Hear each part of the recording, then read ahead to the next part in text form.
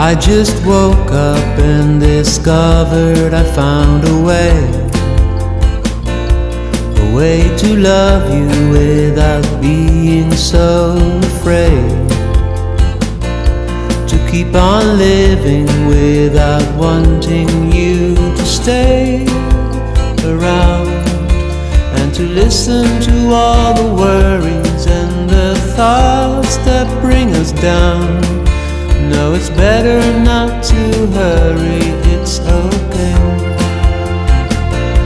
We had our share of disagreement and despair,